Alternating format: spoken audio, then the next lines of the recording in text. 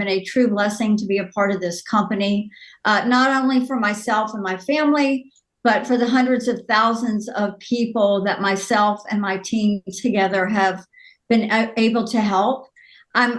I'm kind of excited, Wes. Give me just a moment here. Very proud moment for me. Our guest tonight happens to be the son of one of my leaders on my team, Kathy, and her beautiful husband, Stevenson, Terry Stevenson. And so we're very excited to have Wes join us. I do want to remind everybody that the information that you are going to hear this evening is for educational purposes only. We want you to know that we always want you to seek the advice of your practitioners, of your medical advisors before embarking on anything. And no, by no means are we here to treat, diagnose, or cure anybody. And of course, we always want to talk to our pregnant nursing mothers, for you too as well. Always check with your practitioners.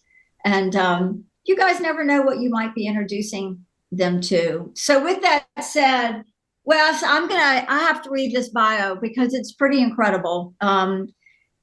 For me, I get it, and I love everything about it. So Wes Stevenson, born in Kaufman, Texas, started riding bareback horses at the age of 17 and had his mind set he would go to the NFR, which is the National Finals Rodeo, for those of you who don't know, sitting in the top 15 of the world standings. August 25th, 2000, in Bremerton, Washington, Wes was care flighted out of the arena with a career-ending injury, nearly severing his lower left leg. 7 surgeries later, a metal rod, several screws, and 7 months of rehab, he came back to finish 18th in the 2001 world standings. In 2002, he dominated the competition by sitting number 1 in the world standings until the end of September. A horse ran him into the chute, causing the bone to re-break. Wes was resilient to ride at the NFR and fought his way back. He competed at the Texas Stampede with a hole in his leg, where he tied Joe Alexander's record of 93 points and went on to set a new world record of 94 points on Kessler Cover Girl the very next night. Wes competed at his first NFR after dropping down to 130 pounds. December 16th, 2022, the day after the 10th round, Wes was lying in an operating room. 9 surgeries later, 1 1/4 of his bone length removed, an external fixiator attached, he left the hospital. During this time of rehab and regrown his bone, Wes completed his degree from Texas Tech University. He also decided during that time to give the bucking horse business by purchasing 4 mares and a stud from JJ Radio Company. Those bloodlines continued to build the Stevenson Ranch herd and go down and ending injury, nearly severing his lower left leg, 7 surgeries later, a metal rod, and we read all that. Yes, we heard about, okay, I don't know why it repeated itself. Oh my gosh. So I love this. So he also, during that time, to get into the bucking horses business by purchasing the mares, we shared that with you. And after being off over a year from rodeo, Wes came back to compete at the NFR a total of 9 times. So Wes, that is quite the bio for quite the young man that you are. So I'm going to turn it over to you and let you really kind of wrap all that up that I just read out loud, and let people know how you got started in this and the road that you traveled, because being up on top of a 1,500-pound horse is it's a profession. Being up on horses like that, it's a pro sport. And I really want people to see that, because being in the equine world is pretty exciting. So the floor is yours, my sir. It was a fun endeavor that I went after from a young age. That was a dream of a young man, of a boy that was 4 years old, that I always wanted to accomplish. And I had my mindset that no matter what, I was going to do it.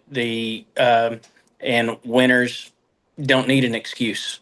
And I didn't want to have any excuses. And so you through years of rodeo and just being around people, you always hear of somebody saying, "Oh, my uncle was great, but he had an injury." Oh, everybody always had an excuse, and I wanted to be a guy that didn't have any excuses why I didn't accomplish my goals. And so I was uh, pretty hard headed on that standpoint, and I was going to do whatever it took to get there. Um, Through God's grace, and I've been very blessed. Had a great career, got a great family now, and so it's been a fun endeavor. That you want to meet somebody that has to give everything they got, dig hard, find a rodeo cowboy that's been really successful. Everybody hears their success stories, but a lot of those stories come along with a lot of heartache, triumph, and trials and tribulation. How to get there, and Yeah, uh, and so I'm just one of many, and just very blessed to have the career that I did. I love that. I love that. I mean, you speak like a true pro. So take us into a little bit about what I read about. I mean, to be it takes a lot of training, it takes a lot of drive, it takes a lot of strength. Start talking about once you got into it, the things that you started to experience. Walk through some of these injuries. And if you don't mind, I know you started a dream of a 4-year-old, but when did you find yourself on top of a horse? Like, when did we really like run after this hard? Probably I dreamed about it. I played with my dad's rigging when I was a little kid, putting on a horse, and people could drive down the road and see a little kid riding on a horse on a bareback rig and going across the pasture. Um, and that was when the dream started. I didn't take it serious until I turned 17. My mom and dad really didn't want me to get on a bucking horse. Got on a few bulls. I had other between showing livestock, playing sports in high school, different things of that nature. And I was 17 and I told my parents that I was going to get on bucking horses and I could do it when I was 18 or they could start helping me when I was 17. And they couldn't stop me when I was 18. Luckily enough, they supported me and it's been a good road. It was fun. The injuries from an early on, I had to search throughout the newest ways of and newest technologies, best ways to serve my body and be as healthy as I could. I was dealing with the body that my first NFR, I was down to about 130 pounds, is just very skinny, didn't have a lot of muscle, and was fighting everything I could to keep my body alive. At the time, I was had a pick line and receiving had a pick line through my heart. And receiving Rosefrin, which that made me drop about 20 pounds. And so not only am I going and getting in a fist fight with a 1,500-pound bucking horse, I've got to do it when my body is not at its full capability. And so at that time, I started searching out the best ways to heal my body, um, from different vitamins to different doctors. I even had it set up with to where if I got injured anywhere in the United States, Canada, that I would get a Learjet to a specific doctor. My wife at the Right. time had she knew if I had a hand injury, arm injury, different parts of my body got hurt, she had the list of the doctor. There was a select few that she was to get me to, and so I started to understand that every single doctor you talk to is not an expert in that division. They may not study up on what is the best things that are going on currently. And so since then, I've always tried to keep up with what's going on and take care of my body the best I can and how it can heal. Through all the years of rodeoing, from football to rodeoing, I received a lot of head injuries and a lot of concussions. And a lot of people consider, and I guess there is a concussion that where you just get knocked silly a little bit. And concussions where I was counting the ones that every time I got knocked out, went to sleep in the arena. Um, and I had a lot of concussions. I had one particular where I went to sleep in the arena 6 days in a row, and was rodeoing hard. My wife was with me at the time, and she was not very comfortable about it. She called, unbeholding to me, she called a doctor of ours, a doctor that I told her was particularly for my head, everything else. And he told me, get on a flight the next morning. Come to find out, I'd cracked my skull down the middle. And so I needed to lay off for a little bit, let everything heal. Fast forward throughout, and that's just part of rodeo. And I had a lot of concussions. And this was back then, concussions was Cowboys particular. If you're able to get up and walk, you go get on the bucking horse, you go get on the bull, and that's how you make a living. If you don't get on, you can't get paid. And so when you're trying to take care of family, you tough it up and go do the job. Um, and so I handled it probably with a little bit of a reckless abandonment, but um, I didn't notice until a few years ago, and a good Christian friend of mine, and I love men that'll be honest with you, with brothers that'll be honest with each other. And he came to me and he's like, Wes, I'm noticing you're off. There seems to be your memory, or sometimes he said 5 years ago you were very sharp on things. And he said it seems like you're kind of slowing down and stopping. He brought it to my attention, and so and I was, until he said that, I didn't realize the brain fog that I was having, and delay, and everything clicking upstairs. And Well, and so, not to interrupt you, keep that train of thought. But when you and I spoke, I was amazed. 30 concussions. plus 30. that, 30 plus. yes. That's unheard of. Oh, and we've now, and everybody knows that it's a lot more acceptable in society now that you go talk to a counselor. Mhm. Cowboys in, let's say, even 2010, that's not that long ago. Right. You didn't go talk to a counselor. No. you know uh, and we're starting to see the importance of the brain health and people working on your mind, and that's the most powerful thing in your body, and as a human, is you need to take care of your head and your brain more. Of course, you need to take care of your physical self, so you can enjoy life, and be a so I can be a dad with my kids. But having my brain working properly is so imperative to being a good dad. And so I've had to take time to research, eat the proper things, take care of my brain, um, and I've seen a huge turnaround. Uh, So when were you introduced to this technology? When, like, um, we've had all the surgeries and the injuries and the concussions and the comebacks and the got knocked off again, not to, no pun intended there, but right. when were you introduced after all of these things? Nutrition was always the basis for you, which I absolutely love. Tell me what happened when you started using the technology. It took a while for me to come around to it, honestly. Yeah. My mom and dad were into it, and my mom, if any of y'all know her, is very persistent, um, and she likes to get her way. That is a good thing. She finally talked me into. She just try it, just trust me, and maybe I just went along with it just to make her happy, and I didn't know if it'd work or not. Didn't matter. The good son If that you are. Right, just if that'll make her happy, cool. I'll try it out. No big deal.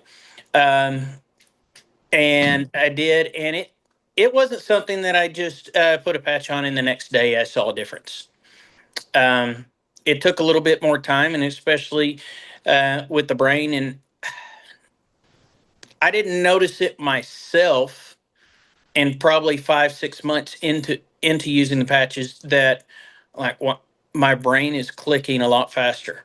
Being able I have a welding business, a custom welding business, and with that, it's not just, we don't build fence, and there is a lot of math to it, and from trig and different things of that nature. And I noticed how quickly a lot of that was coming back to me and being able to do in my head and not have to write down on a piece of paper. And the math problems on larger math problems, I'm able to do in my head without having to even write it down and just clicking on that standpoint. And that's when I went, oh, wow, maybe this is working. Um, I've had some other in the last year. A year ago, I had a riding horse kick me in the knee. I did rehab with that with one of my Sean Scott, one of my favorite doctors that worked on me when I rodeoed, and he was helping me rehab. And he said, if we can get this right, we'll try it. He is always a we do rehab and eat the right things first before we try to do surgery. And my knee is.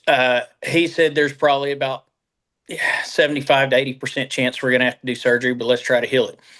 My knee is completely healed up and not bothering me at all. Wow. And so that is, can I say that is the patch that fixed it? Is I do believe it's a combination of the rehab, eating, and the patch, all of it together, that's helped it out. I love that you said that because this is a tool in your toolbox. And you're a man that have surrounded yourself with people who can give you and advise you in that different areas of tools in your toolbox. And I love that you Mhm. said that. Question: how old are you? 45. And you sustained your first injury at what age? And 25 years ago. Well, I had injuries before that, but that was Well, the football and everything, right? right. And I had concussions before that. I had rodeo concussions and get knocked out before then. But the first major injury that I was care flighted in and almost lost my leg was in 2000. And so that was one that set me back. The doctors were telling me there was no chance I was going to ride again. I was going to be very lucky to keep my leg, and I was going to be real lucky to even be able to walk on my leg again, much less ever ride bucking horses again. And you're And obviously riding now, and you I'm not, ride for I'm, pleasure. yes, I ride horses, and every now For and then pleasure. one might buck with me, but nothing like I used to get on all the Nothing time. you can't handle, I'm pretty sure. Right. You speak of your family, and it takes a very strong wife or a woman to be in your life and stand beside you and watch you get beat up like Hmm. that and be able to, carry the responsibilities because you were down. How old are your children? 13 and 8. I got a Wow. 13-year-old daughter and an 8-year-old son, and um, that's where my training, I focused that where it used to be. I focused on trying to be the best rodeo athlete I could. Now I want to be the best dad I can, and that means being able to keep up with my kids. And if you knew my daughter's pretty tough. She's a black belt in Kikido. It's a form of MMA. So she's athletic and likes to roughhouse a little bit. Our 8-year-old son, if you can keep up with him, good luck. He's 9-0. So that's my athletic goals now, is to be able to keep up with my kids and play with them and be very I active love in that. that. I love that. Well, no doubt that they're like that because it takes that type of personality to do what you did. And I love that you're speaking about this because, you know, a lot of people think horses not a sport. And you really have to train for this. You really have to be in incredible shape. You have to be on your game. You do get thrown off all the time. Um, I was just jumping and I got thrown off all the time. I can't imagine being on a Brock, right? But Right. Wes, I so admire and respect you for coming on here and sharing this because it really doesn't matter the age. I love that you talked about mindset and that no matter what, you just kept on going. I mean, who cracks their skull and just gets right back on there, and it's a love for the sport. It's a love for who you are. It's mindset. And I really respect that. So thank you for sharing this. I want you to leave our guests and our partners with one piece of advice of staying strong, staying committed to what you're doing, and constantly move forward and attaining your dreams, be it your family, be it whatever it is? What would you say?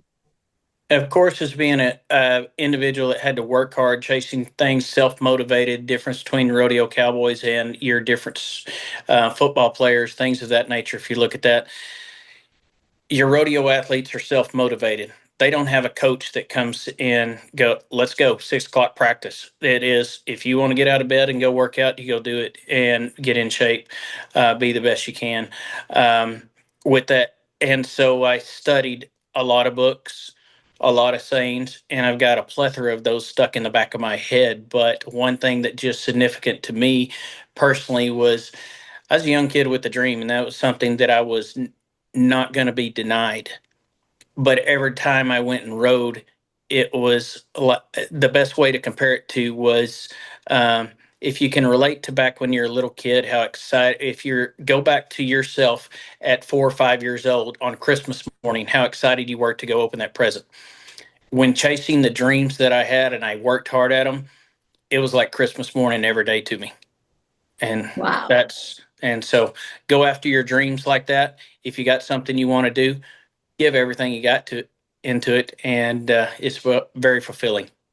Awesome. Amen. Well, I know you're instilling that in your children, and I know your wife stands right beside you with that. And I know that Kathy and Terry are extremely proud of you, and probably very grateful for you and and what you're doing and what you will continue to do. So thank you so much for being here. I appreciate it so much.